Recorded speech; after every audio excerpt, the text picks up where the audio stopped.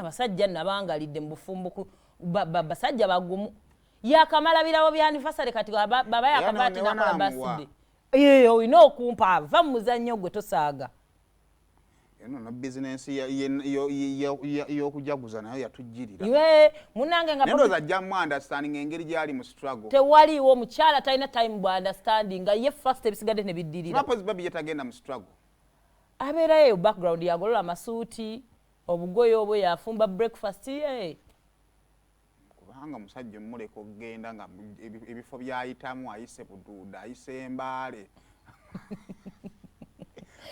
eyo struggle yesinga gye babadde myaka 12 miramba kakati mune Bobi Wine nga yakawa mukyala w'ebirabo bye tutamanyi ebya anniversary kwagenda okugatta ekya birthday olunaku lwa mazaalibwa ga Barbie Kyagulanyi era ng'obubaka wano wammanga ng'omwami ali mu bannange n'atamuteerayo post nga simanyi ali mbaale sima ajja kubuulira eggwanga tusanga Barbie nga anobye ng'anyiza bamugamba obadde ki imagine it's my birthday akati oyo tomwegayira oteekawo mulala n'olaba speed oteekawo ekyeru Bobi Wine yataddeyo obubaka ku social media n'agamba you built up your man to perfection wazimba ennumeyo okutuukirira and then you donated him to your nation without hesitation ate n'ogikwata n'ogigabula eri ensi yeeriireko Barbie yakola akantu ka mama Janet yamuleka akole byayagala You've always taken me back in whatever shape I return home. You have always taken me back. Onzikiriza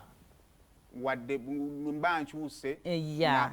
wenzirire waka onfuna mu mbeera yonna gye mba nzigiddemu nzize leero ndi mulema bakubye olanze ndi mulasita olanze enviiri nsazeeko byonna n'okola ki ondisiivinze n'enzija nga nze enzo era byebiro byannyonnyodde beaten and bruised with broken back and you have always nursed and pampered and prepared me for the next day's fight musajja wattu nonyiga nompembejja ate nomaala nontanongabulayo era balye today is your birthday leero mazaalibwa but instead of taking you to a romantic dinner I am away in leader for a common good but you do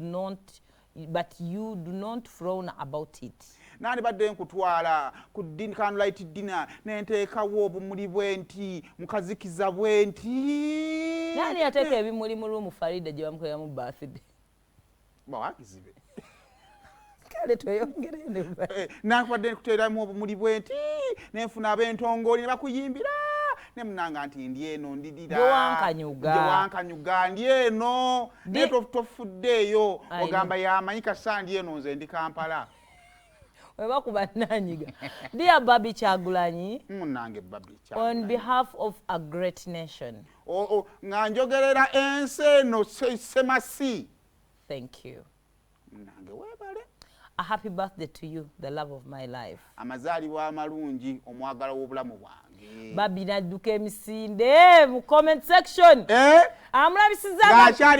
akyaliko n'obugumu agambye abali awo munviire temunninyirira amulabisiza nga ava ku dining adduka mu kisenge okunona essimu ye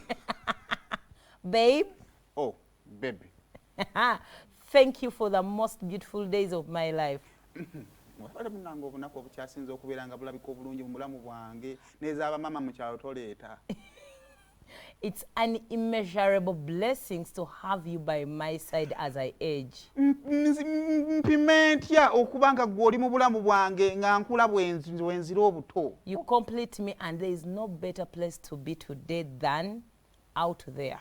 Omalirizo ntuukirizo ntuusa byonna. Awakening the people to raise up against the yoke of the dictatorship. Awakening the people to rise up against the yoke of the dictatorship. Okuzuukusa abantu okutuuka yoko izi enjuba. Nga bwabyogedde. Naye nga kyekyo